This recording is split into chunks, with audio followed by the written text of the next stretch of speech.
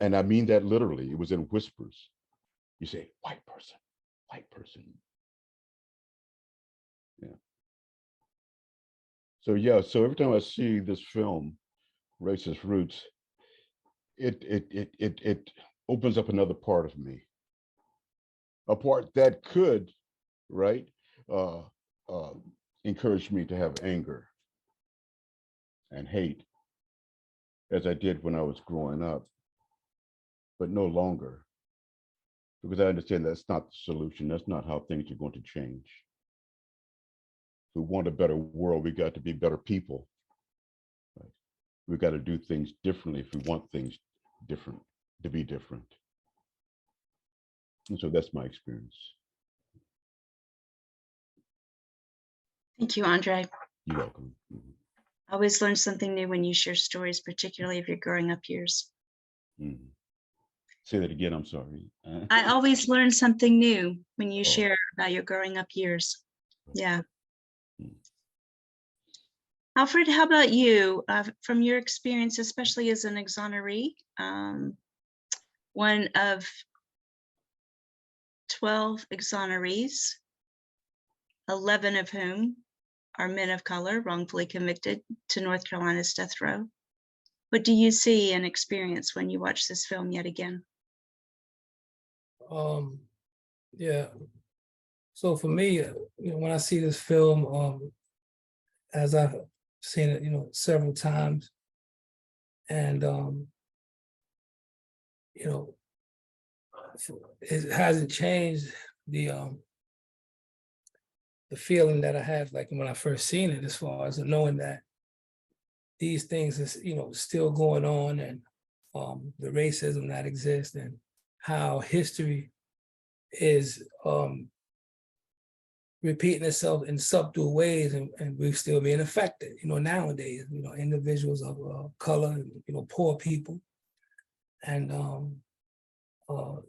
so, and I like to point out that, as far as the film is, it deals with historical facts and facts that can't be disputed. But it is also sad that those things that were designed and meant for people of color in this country, in this nation, that there is a ripple effect that is now affecting even poor people of all colors and things of this nature, that gets caught up in these snags that has been set out there for particular individuals or people of color and of different communities. And the poor people now are being white, things of this nature, they're being affected, and people that would at one time in the history of this nation wouldn't believe that the same things, or the subtle things that are affecting Black and brown are now affecting their own kind. So there's a that sort of effect that's going on, that we have to realize that, and I look at that also when I see this film, is that all of these legislation and laws that was designed to keep Black folk down, and to keep them behind, and to keep them their bodies as the product of prison and things of this, and it was all from these shameful times in our history. And so when I see this film, I think about all that, and I say, well, and I ask, why is it still so in such a way that it seems like it's in a sneaky way that people are being affected now? But it came about from all of this that we know are facts of history. So it makes it more urgent for us to really look into these things. And also, for me, the one story is Alfred Manzel when I watch this, because of the fact that it was even stated back then, just to prove a point, regardless of what happened, to prove the point that the government or the state or whoever is in control, the DA at the time, whatever, to prove the point that this is what you're gonna get, so that you can know basically who's in charge. So these things are still going on. these are the things that affected me and it landed me on death row. So I know it's real. And I know that these are the traps and the mechanisms that still exist and going on based on the history and things we see of this film.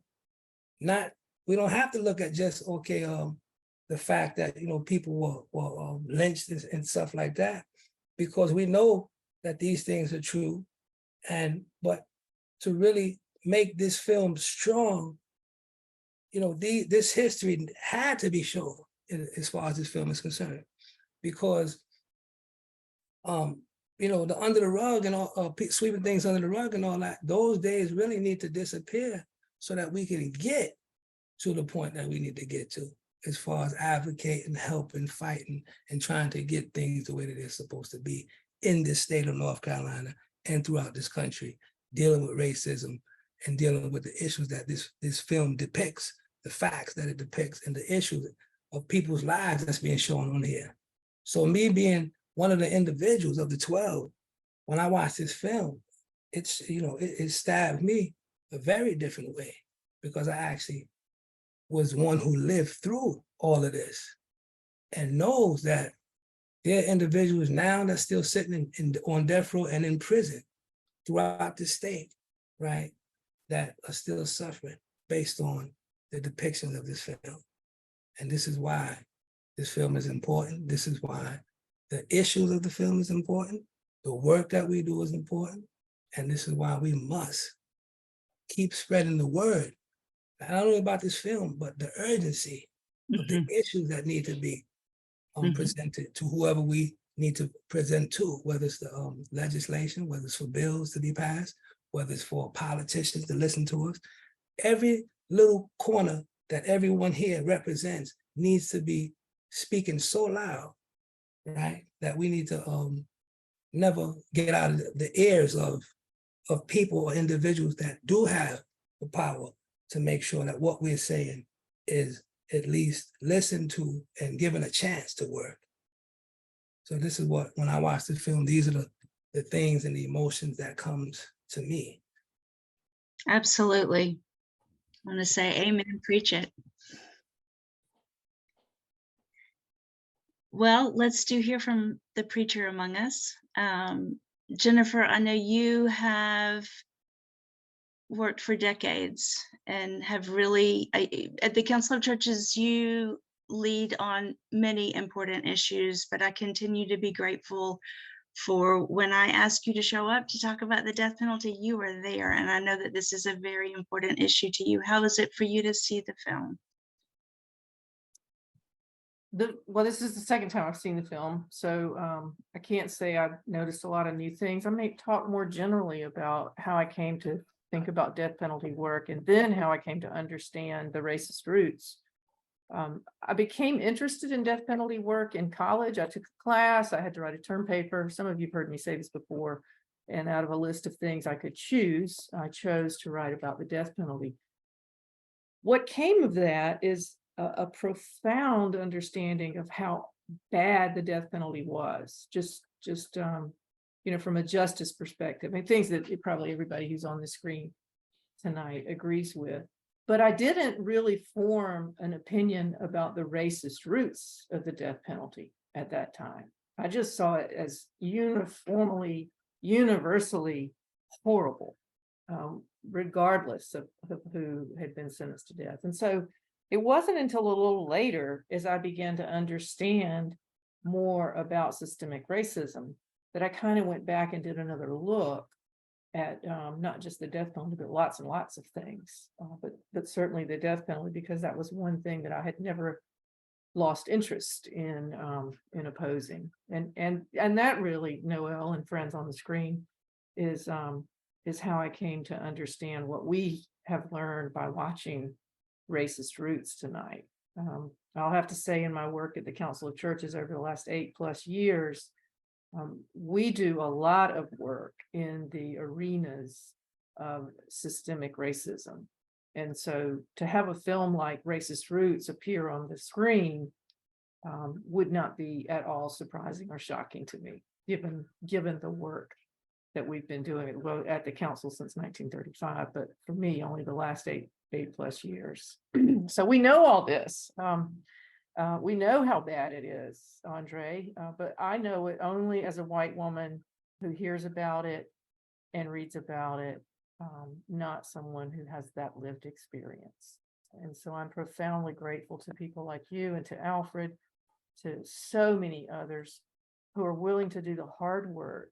And let's name what it is, the hard work of educating the rest of us.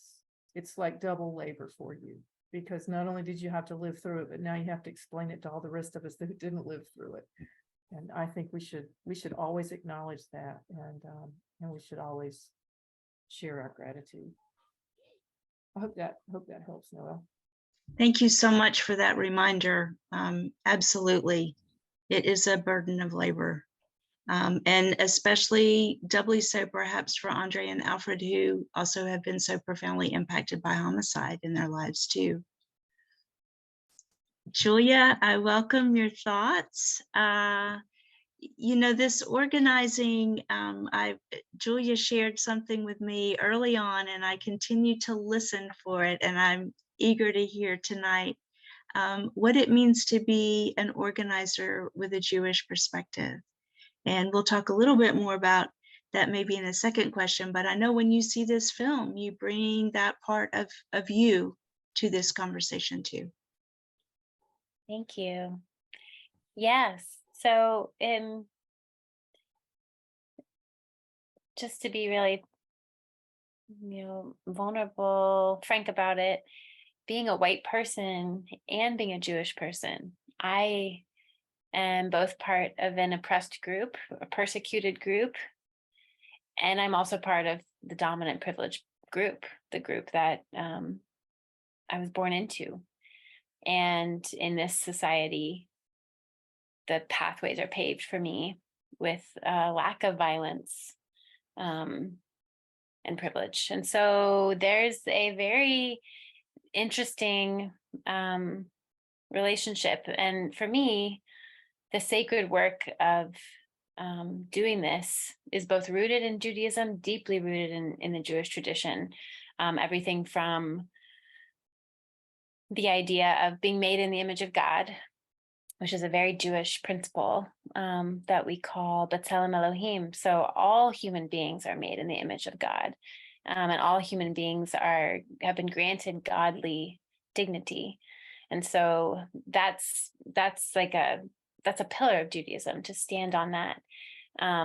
And walking this world as a white person as well, I feel like it is just a sacred duty of mine to do what I can with what I have, and show up, both being in an oppressed group and feeling that experience, feeling anti-Semitism in my life, and having the ability to show up in spaces that are safer for me on the outside. So that's a very complicated, it's a very difficult line to walk. There's always this trepidation about overrunning spaces with whiteness, but also wanting to be aware that Jewish people have not been without histories of persecution. And so to be authentic is to just say it's really complex, but that it's in our blood, literally, and in our history to be part of these movements. And when I watch this film, I watch it as both a white person and a Jewish person. I so appreciate that you named that complexity. I think as a white person, I can fall into that place of saying, oh, well, yeah, we're just going to fix it, right? We have the solutions. And that denies the complexity of the hard work that we are all called to do. Julia, I wonder if you would just kind of dig a little deeper and take us into our second question. And that is, why is it important for us to build this movement as an inclusive diverse movement specific to faith and religion and tradition. And I'll add that Julia has helped me understand, and others too. In fact, Andre and I have talked about this as well, that, and actually I've spoken with all four of our panelists about this language issue. Faith is a way that we as Christians often use to describe our practices, our beliefs, but that's not really a resonant word for some other traditions. And so I just want to acknowledge that as we are building an interfaith movement, we need a new word. But we'll use that word for tonight until we find something different. And I invite you all to language this conversation in a way that resonates with your own tradition. But Julia, why is it important for us to do this work together? Yeah, so what strikes me most is the just kind of the age-old idea of we are more powerful together. That's very fundamental versus separate, fighting our own little battles. And that our differences bridge us so much more to come together and work together. And that, strength in numbers, and the more that there are, and the more of this there are, in the state of North Carolina, the majority of folks are of a Christian background, but there are still many of us who are also not. And so to have that visibility and that representation together means that other young people coming up, and not just young people, but other people who's like, I don't know if I'm a part of this. I don't know what I could contribute to this. We'll see that that there are the others like them. That's why representation is so important. So that's my first thought. My second thought is learning from each other. There's so much significance and importance in being connected to our communities, especially in an oppressed group coming from a community who has needed to stick together for safety. And I think it's scary to imagine going outside of that safety net. For me, as a Jewish person growing up, people of the Christian faith were very much the other. Christmas was not a part of my life, and I felt some loss in that because we live in a Christian hegemonic culture where the culture itself is Christian. Christmas is the given. So this is just a small example of how feeling like the other makes us want to maybe bond more with our group, which is also important and needed. But at the same time, it's like I can learn more things, and I can surpass my own judgments by going towards those who I have deemed other, and seeing them come towards me. And I think we learn more. We're more humbled when we work together, and of course, we're more powerful together. Yeah, I like that combination of humility and power. Well, Jennifer, you have carried an interfaith torch in a lot of your work. And in fact, I credit you and the Council of Churches for helping us develop relationships across divisions of different traditions.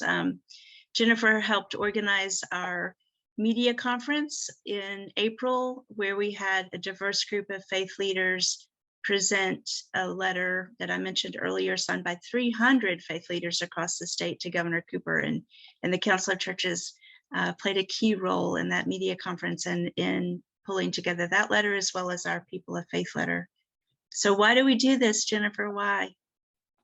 When I was in parish ministry in the great state of South Carolina, before I moved to the state that is the Valley of Humility between two mountains of conceit, we had, I just had to throw that in, Noel, since you talked about my South Carolina roots. We had an acronym called FRAN, and this would be something that we use to remind people of how you could invite folks to church. And we called it FRAN. You have friends, relatives, associates, and neighbors. And all of these people are ripe for an invitation to come to church, come to worship, come to Sunday school, come to Bible school, whatever. I don't think it's a whole lot different here. I'm not trying to get everybody to come to church, but what I want to think about is all of the friends, relatives, associates, and neighbors that we interface with every day, regardless of their faith tradition, regardless of their demographic background, regardless of their zip code. We run into people all over the place in those four groupings, right? I'm not asking you to go out there and proselytize on the street corner to total strangers. I'm talking about all the friends, relatives, associates, and neighbors that we have in our lives on a regular basis. And if we want this movement to succeed, we need to be engaging as many people as possible to help educate them about what is really going on with the death penalty. And I say a little bit of this from personal experience, because before I wrote that term paper in college, I was pretty naive about the death penalty. And I think a lot of people really are naive about it. They just think, well, people do bad things. I think there are only two things in North Carolina for which one can be executed. So people do one of these two bad things and they get what they deserve. And that's that. It's so simple. But what we know, because we've been working in this movement, most of us on the screen tonight for years and years and years, is not simple at all. And that's what we have to continue to tell our friends, relatives, associates, and neighbors at every opportunity. It's really not simple. And here are some things that you can do. Here are some things that you need to know.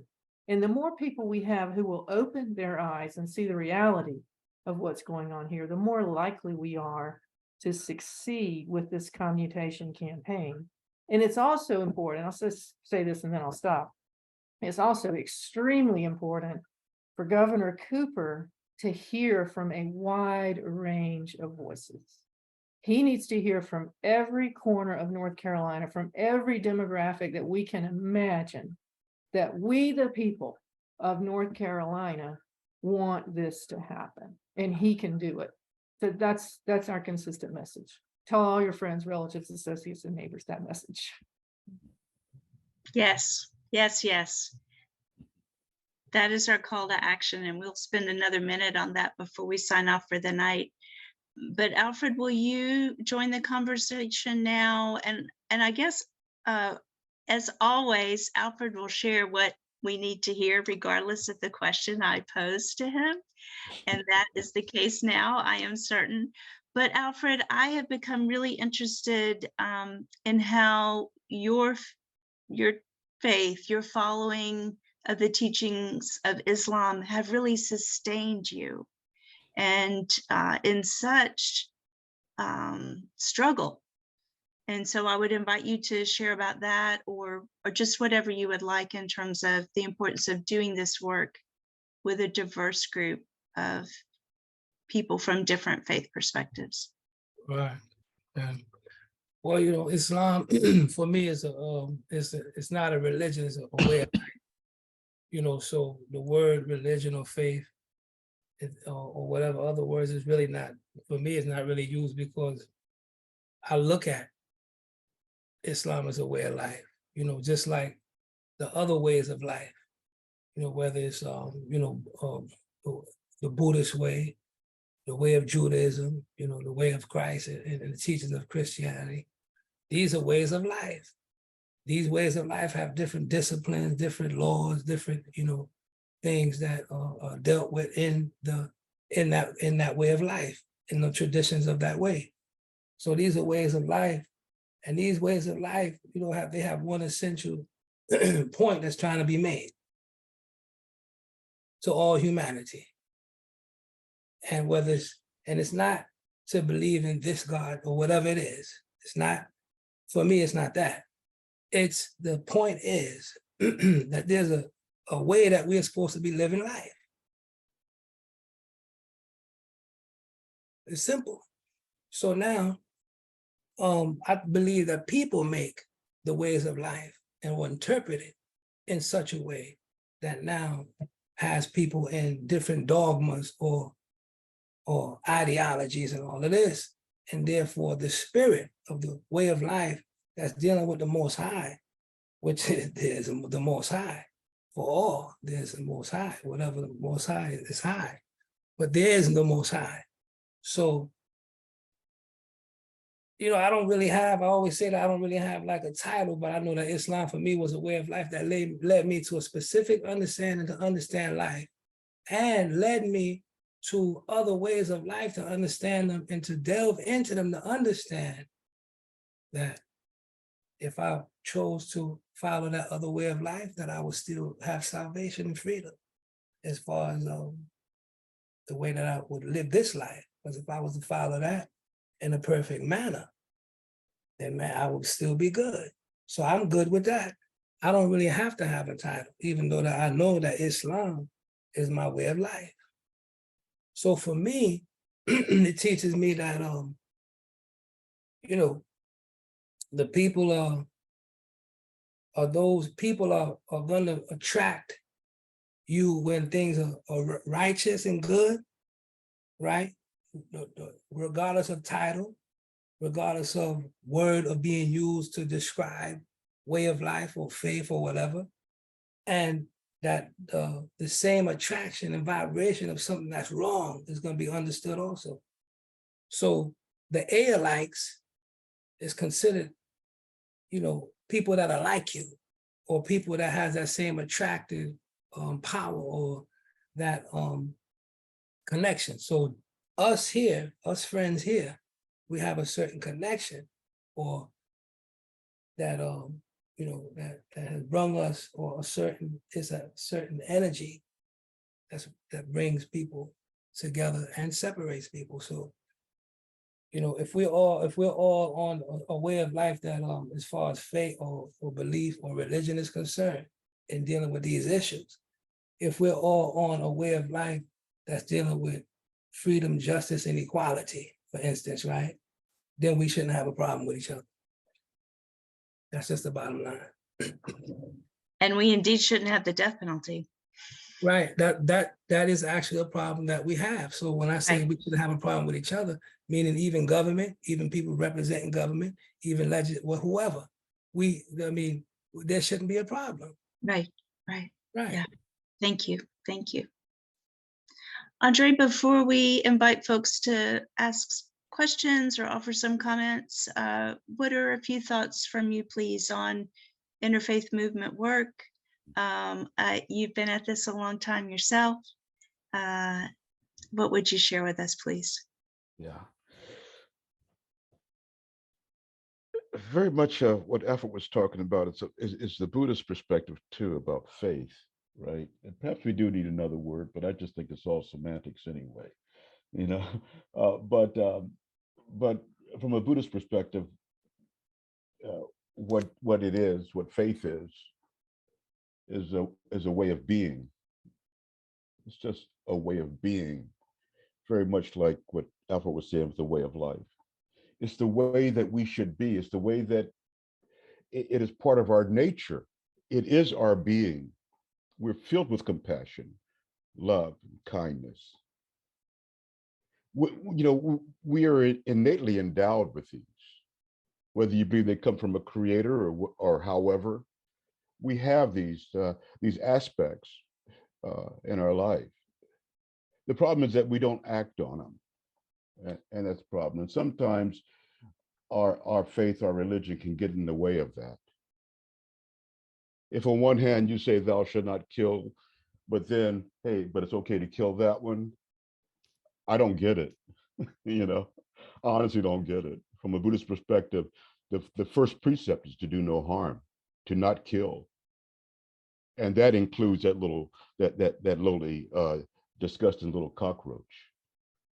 You know, do not kill, period. That resonated with me. And I think if there's any reason, people often ask me why, because I was a Christian for about 25 years of my life. I grew up Christian, at least from that perspective. And people ask me, why did you become Buddhist? That would be the number one reason, if I could really, because the whole idea of not harming, period. It doesn't matter who you are or what you've done or how many times you've done it, right? Thou shalt not kill. You know, so it's so for me, yeah, it's a way of being. Islam, from what I understand, correct me if you're wrong, Alfred, but the word Islam, I was told from one of my friends, is it means peace, right? So that tells you right there that that is what it is. It's a practice of peace, you know, living your life in a peaceful way. How can you have peace if in your mind you think that this person did me wrong and now this person must suffer? Where is the peace? How can you say you have a peaceful mind and once this guy is dead, what has changed? Now we have to look at our mind, right? Don't I have the mind of killing? I want this person dead. How am I different than the person who took the life of someone else? So for me, it's really all about how we live our lives, how we want to live our lives, how we see ourselves, who it is we want to be, who it is that we believe ourselves to be, who it is that we can be, right? What is our potential? To me, it's all about that, you know. And so, and I think in that sense, all these different religions, different faiths, we're all on the same path. I've often said with many of my friends, my Christian friends and my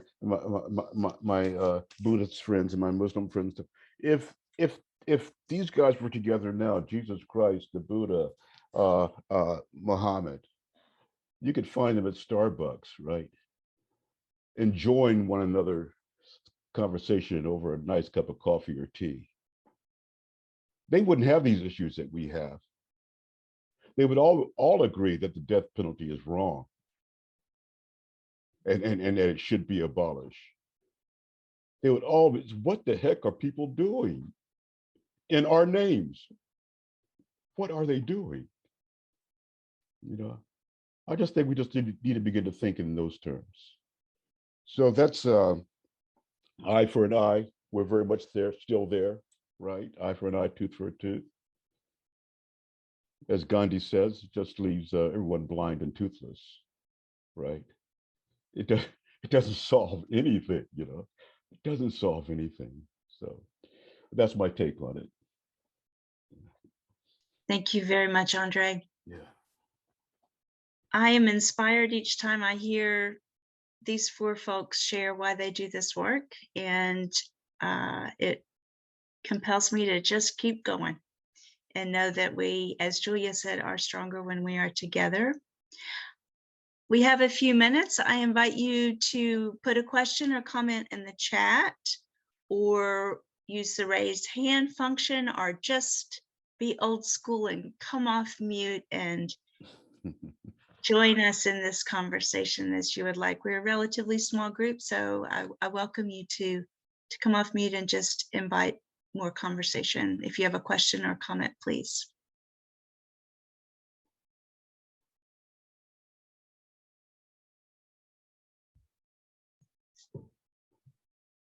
This is Ladorna. I learned a lot from a book called The Color of Law, how the whole system is stymied, and your film just said, yes, this is true. But I just wonder, though, if we don't look at things from someone's religious background, but just look at it from humanism, that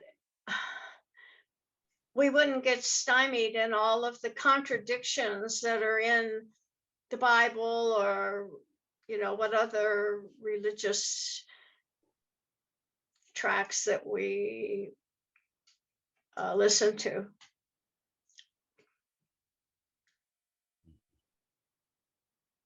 Thank you for that book recommendation. And I completely agree. I would think that each of our panelists, and you all feel free to respond if you like, but at the heart of what each of you have shared is honoring the humanity of everyone.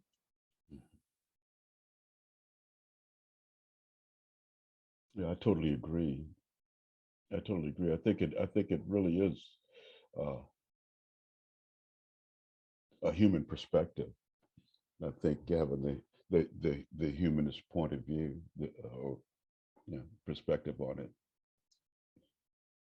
Yeah, because you know, as faith leaders, we met with Governor Cooper's staff. One of the things that I talked about is I'm so sick of politics, and I really mean it. I think it's a sham. I think it's an easy way out of doing the difficult things. To say that it's not, no, it's not politically advantageous for me to do this. Who cares? We're talking about a human life. It's not politics. We're talking about humanity, and we're talking about our humanity.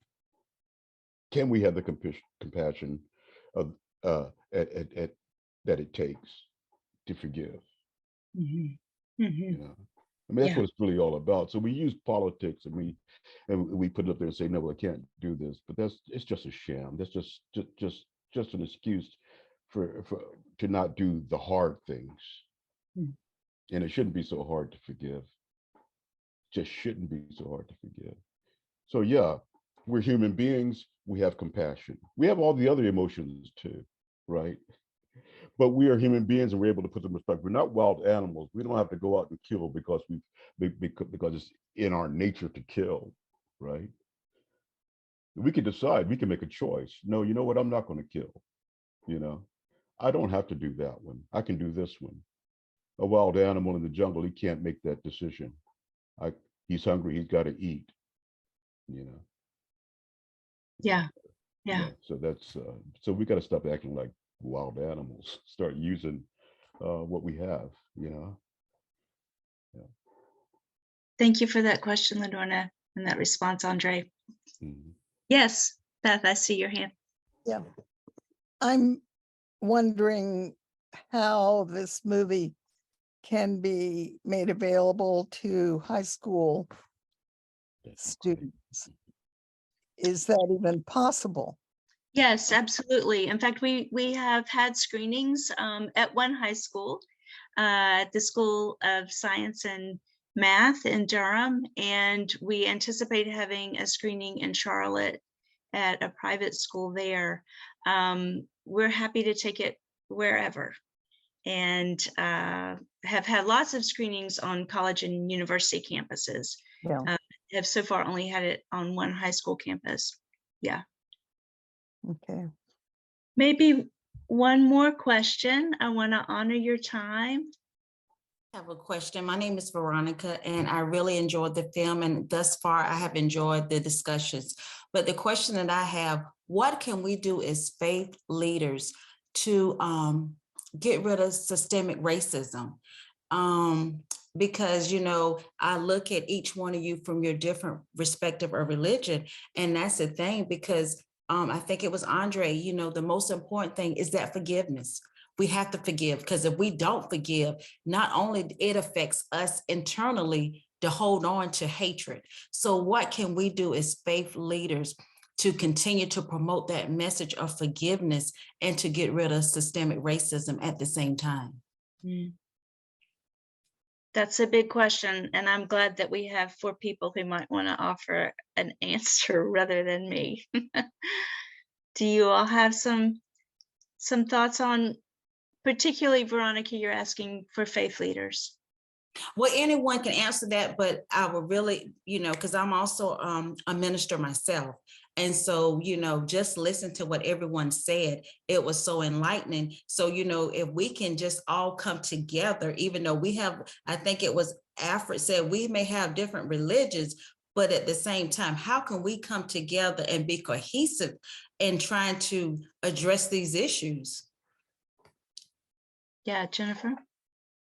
So one of the things I've learned in interfaith work is how important it is to stay grounded in your own faith tradition and not try to speak for other faith traditions. And so I have to speak as a Christian when I say this, and it's not to say that it's the most important thing. It's to say this is what I know best, and it would be presumptuous of me to try and speak for a Muslim or Buddhist or a Jewish person, who are my 3 friends on the screen tonight. And so, Veronica, what we're trying to do is help people understand systemic racism through the lens of the Christian paradigm of confession, repentance, and forgiveness. And so it's not just that people need to forgive; it's also that people need to confess, right? People who have helped to perpetrate systemic racism need to own that truth and confess that truth. And it's not until there's deep confession to God and the other that we can begin to move into the places of forgiveness and restitution. And at the end of the day, that's what we're trying to do. And I can say one thing about my Jewish colleagues. I love Julie, you'll have to help me, but I love the idea that one of our main purposes here as people on earth is to fix broken places. Help me say that, Julia, better than I'm saying it. You know exactly what I'm talking about because I see you smiling. Yes. Well, there's several different principles to that. But the idea of brokenness is very strong in, Jewish tradition and mending that. Yeah. So as Christians, as people are willing to confess their place in this sin, I'll just call it a sin, then we can begin to work for restitution, for restoration, and dare I say, eventually, maybe even for reparations. That's one of the things that we've been talking about at the council now for a couple of years, is helping people see a move from restoration to reparations. That what we're really talking about is restoring that which has been unfairly, illegally, I mean, you can put all kinds of words around it, but has been taken from the other. Alfred, I see you ready to offer something, and Andre, I'd be happy for you to also chime into Veronica's question. I just want to acknowledge that we're just at 9 o'clock, and so if you need to leave the conversation, please feel free. I think we'll wrap it up soon, and I'll share a couple of next steps that you could take, but if you need to leave, by all means, feel free to do that, and you will receive an email from me with some summary next steps as well. But this is a powerful question, and I'll just also offer that the death penalty abolition movement has been too long siloed in the white Christian tradition. And so for us, building an interfaith movement means stepping outside that silo. It also means talking about issues that may initially not seem related to the death penalty, but I would invite you to consider that everything we're talking about is deeply related to the death penalty. Alfred and Andre, did you want to offer some comments to Veronica's question as well? Sure. Alfred, Yeah. you can go. Well, yeah, I wanted to because Veronica asked, what can we do? So I think that one of the main things that we can do, regardless of the setting, as far as whether it's at the church or the synagogue or the mosque or the community center or in the neighborhood or in the home, is to continuously inform people of the facts of not just the current issue, but history, because we've been misinformed and miseducated for a long time in this nation, white and black and brown, period. That's just the bottom line. So because white that don't understand the issues is because they've been misinformed and have never stepped out of that bubble or that box that they've been in, or haven't been informed to the facts. Therefore, you're stuck there, you're stagnated. Okay, now with black and brown children, or juveniles and young adults that's in school and and haven't finished school, and to get them involved in learning what they could do, how they can be involved. And these are the things that actually help in informing people, like sharing this the racist rules with people, informing them that of certain things that we learn every day about what's going on. So I think that that's one of the strongest things that we can do as an individual. And at this point, we don't have like the one answer, because all of us here have an answer that can actually be sufficient enough to get us to the next step. We are tired, of course, because we look back at history. We look at these racist ruled films And it reminds us that, wow, this been going on this long? So we're tired. Yes, we're all tired. We're all right here tired, yes. But the thing is, we have a job to do, and we also have a baton, to pass on. So we can't, think of what we might not be able to do or succeed at. We just need to think of the ideas that will help in any way possible, because we know what needs to be done. So I think that should be really what all of us, keep in mind as we go about. Thank you for that question, Veronica, also appreciate that. You're welcome. And thank you for that answer. Yes, ma'am. Thank you, Alfred. It's an important question, without a doubt. And, along the lines of Alfred, being informed, but to be informed means that we have to communicate, right? So we have to have communication, and that's what we're not having. We're not having communication. Most people don't even want to talk about this kind of stuff. In fact, even at present, to date, they're trying to erase the history of racism as if it didn't even exist, as they have been trying to do with the Holocaust, as they try to do with the massacre of Native Americans, right? Let's just pretend that it didn't happen. You tell a lie long enough, it becomes truth to so many people. So we got to be able to talk about difficult stuff. This is why I love this film so much, because it's just really ripping off the bandage, so you can see the open wound. People oftentimes ask me, how come Black people are so violent? How come you're always rioting? Well, my good gosh, man, you're angry. You want to be heard. You want to be seen. You want to be recognized for the first time, right? A lot of people don't even realize that they're even racist. They're racist. They aren't even aware that they're racist. So somehow they got to be made aware of what racism is, and that they too hold these ideas. But it has to be done in a way that it doesn't create more anger. So It has to be done in a way that it can be accepted. And I think this is what we can do as members of faith, the path, whatever you want to call it. This is what we can do. Not only preach to the people in our, in our congregations, but go out to others, invite others in. Like I said, when I was growing up, that 1 hour on Sunday was the most segregated hour. No one wanted to invite anyone else in.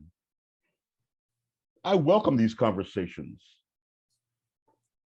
Oftentimes I'm asked to speak in places where it's like an all-white church. And the fact that they would even have me there makes me feel really, really good inside. It means that they're now open to want to hear, right? And I'm very, very happy to tell them, to share with them, because nothing's going to change until we do that. This is our duty. This is our responsibility, to be able to help one another. I am my brother's keeper. I am my sister's keeper. This is what I must do as someone who claims to love all sentient beings, no matter who they are, no matter what they believe. I love that racist. He's just acting out of ignorance, right? I love him, and I want to help him. Yeah, so I think that's what we need to do. Thank you, Andre. Welcome. It is getting late into the evening. We had a very ambitious agenda for this conversation. And I I could listen to these four folks continue to share much later into the evening, but we will wrap things up. I do want to thank Alfred and Andre and Jennifer and Julia for being with us and just taking this conversation in such powerful, reflective, thoughtful places. Thank you all for your questions. Thank you, Ricky, for being our faithful team member that helps us navigate technology. Thanks to each of you for coming with us. Just a few parting words. And I'm happy to stay on a little bit longer if others have questions or something that you want to just talk about. I'm fine to stay on, but I do want to just leave a few things in the chat for you, and I will follow up with an email. So you see 3 websites in the chat. That is the coalition, NCCADP.org. There you can find all kinds of reasons to oppose the death penalty, and stories and photographs, and most importantly right now, our commutation campaign, which is really the focus of our work, is to compel Governor Cooper to commute all death sentences before he leaves office in 2024. Oh, that is not the correct website for the Council of Churches. There's another C in there, I bet. No? Isn't it NC Churches? Apologies. I will clear that up in the email, but the North Carolina Council of Churches is our co-sponsor for tonight. And then also, of course, cdpl.org, which produced the film Racist Roots. And along those lines, you can share Racist Roots with others easily by just sharing this YouTube link, racistroots.org.film. And I have mentioned the letter. Ricky, do you know how many signatures we have approximately now?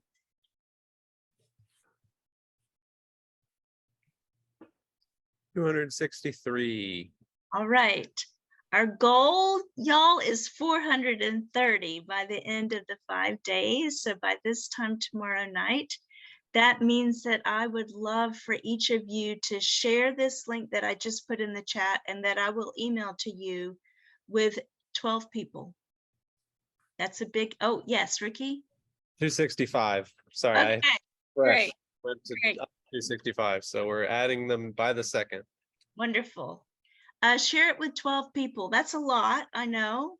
That's how many people were wrongfully convicted and sentenced to death that we know of in North Carolina, 12 exonerees.